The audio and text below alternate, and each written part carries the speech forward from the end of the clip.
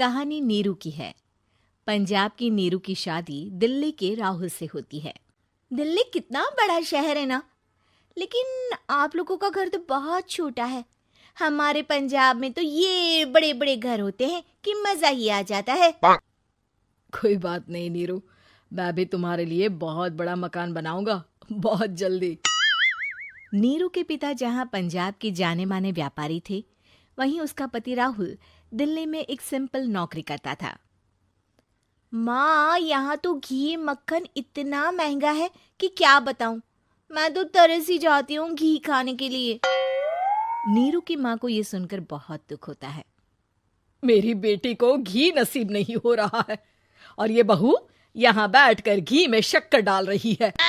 देख वनिता, मैं साफ कह रही हूँ, इस घर में जितना घी आएगा उतना ही मेरी बेटी के घर दिल्ली भी जाएगा। अरे ये क्या बात होती है माँ जी? बेटी का उतना ही करो जो अच्छा लगे। अब क्या मायके से घी और मक्खन तक की सप्लाई करोगी आप? हाँ, मेरी बेटी किसी चीज को तरसे मुझसे बर्दाश्त नहीं होता। अब क्या था, नीरू के मायके में 2 किलो घी आता तो 2 किलो दिल्ली जाता नीरू के पास। एक दिन, माँ बड़ी गर्मी पड़ती है दिल्ली में। इस घर में तो एक ही एसी है और वो भी ड्राइंग रूम में। सारा परिवार एक ही कमरे में सोता है। हाँ बेटा, वो तो हर घर की कहानी है। यहाँ भी एक ही एसी है। अरे बिल इतना आता है कि क्या बोलूं। तभी वहां राकेश आ जाता है। माँ, थोड़ी देर में यहाँ कुछ प्लम्बर आएंगे मेरे कमरे में एसी लगाने। जरा ध्यान से लगवा देना ना माँ। ओए, ऐसे कैसे तेरे कमरे में एसी लगेगा? हाँ राकेश, एक बार बात तो कर लेता। अरे पापा, वो वनिता को गर्मी में नींद नहीं आती। ड्राइंग रूम में सबके साथ सोने में वो अनकंफर्टेबल है, इसलिए। अरे पूरे परिवार के साथ वहां तेरी बहन नीरू भी तो सोती है। वो नहीं हो रही क्या अनकंफर्टेबल? समझ रहा है ना? अगर एसी लगेगा तो एक दिल्ली में तेरी बहन के कमरे में भी लगेगा, तभी तू लगा सकेगा। राकेश वनिता को सारी बात बताता है। वनिता करती भी क्या, मन मारकर बैठ जाती है। माँ, ये लोग ठीक नहीं है, क्या करूं मैं? अरे बेटी, यहाँ आ जा, तू यहाँ आकर रह ले। अरे छोड़ दे ऐसे पति को। कैसे छोड़ दूं माँ? समाज क्या कहेगा, लोग क्या कहेंगे? वैसे भी मेरा एक बेटा है मयंक।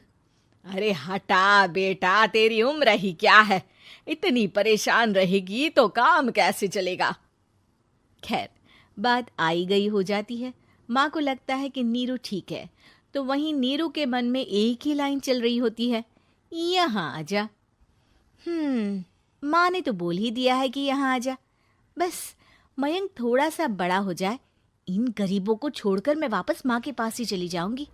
वो इसी सोच में बाजार में चल रही थी कि मैम, आपका दुपट्टा जमीन को छू रहा है। नीरू जैसे ही उस लड़की की तरफ देखती है, देखती ही रह जाती है।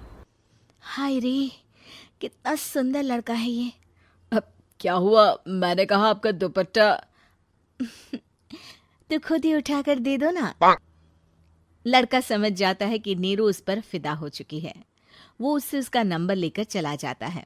अब क्या था, नीरू और रोहित में लगातार बातें होने लगती है। मैं हरियाणा का रहने वाला हूँ, यहाँ एक बड़ी कंपनी का मैनेजर हूँ। अच्छा, और कितने बच्चे हैं तुम्हारे? बच्चे? अरे मेरी तो शादी भी नहीं हुई है। तुम बताओ, शादी करोगी? नीरू शर्मा जाती है। अब लेकिन मैं तो पहले से ही शादीशुदा हूँ। मुझे फर्क नहीं पड़ता, बस तुम शादी कर लो, भाग चलते हैं। बहुत पैसे वाला हूँ मैं, हमेशा खुश रखूंगा तुम्हें। नीरू रोहित से मिलकर सारा प्लान बना लेती है और फिर एक दिन घर से भाग जाती है। दोनों शादी कर लेते हैं। शादी के बाद, क्या बात है नीरू, तुम्हें परेशान सा देखता हूँ, सब ठीक तो है ना? हाँ हाँ, सब ठीक है।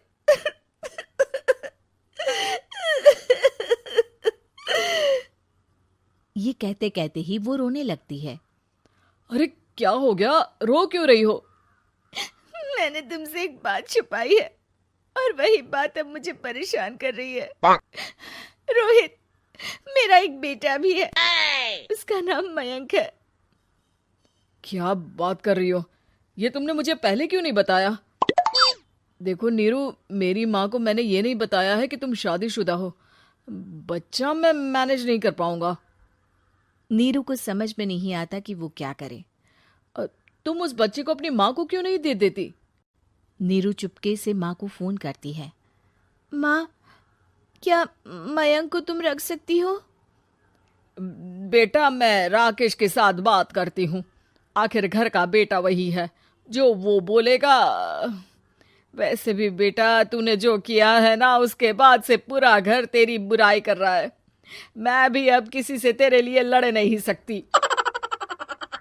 राकेश बेटा, नीरू ने तो जो किया बहुत ही बुरा किया, लेकिन मैं सोच रही थी कि क्यों ना मयंक को हम यहाँ ले आए। तभी वनीता बोल पड़ती है। वाह जी, ऐसे कैसे यहाँ ले आए? यहाँ क्या भंडारा भरा है? और जिस बच्चे की माँ ने नहीं सोचा, उसके लिए हम क्यों सोचे? नीरू को एक बार तो अपने बच्चे के बारे में सोचना चाहिए था ना। अरे लेकिन तेरे पास भी तो लड़का नहीं है ना वनीता। माँ, वनीता ठीक बोल रही है। कल को वो बड़ा होकर इसी घर का हिस्सा मांगेगा तो हम क्या करेंगे? माँ कहती भी तो क्या, वो चुप रह जाती है। वहीं नीरू का पहला पति कहता है। माँ, अगर आज भी वो वापस आ जाए तो मैं उसे माफ कर दूंगा। बेटा, गरीबी चीज ही ऐसी है, क्या करेगा। तू तो अब मयंक का सोच। वो बेचारा तो बिना माँ का हो गया। मयंक के खातिर तू दूसरी शादी कर ले बेटा। लोगों के लाख समझाने के बाद नीरू के पहले पति की शादी रिद्धि से हो जाती है, जिसके पहले पति से 2 बच्चे होते हैं। देखो जी, मैंने शादी सिर्फ बच्चे के खातिर की है। मैंने भी शादी सिर्फ बच्चों के खातिर की है। वहीं नीरू के दूसरे पति के मन में ये बात घर कर जाती है कि नीरू एक मासूम बच्चे को उसके खातिर छोड़ कर आई है। अब देखो नीरू, मुझे लगता है कि जो औरत अपनी कोख का बच्चा छोड़ सकती है, वो तो कुछ भी कर सकती है। कल को तुम्हें मुझसे अच्छा कोई मिल गया तो तुम तो मुझे भी बाय बाय कर दोगी ना। नीरू को अब उसका दूसरा पति ताने देना शुरू कर देता है। तंग आकर नीरू उसके यहाँ से भागकर अपने पहले पति के पास चली जाती है, लेकिन ससुराल में क्या लेने आई है नीरू, मयंक को?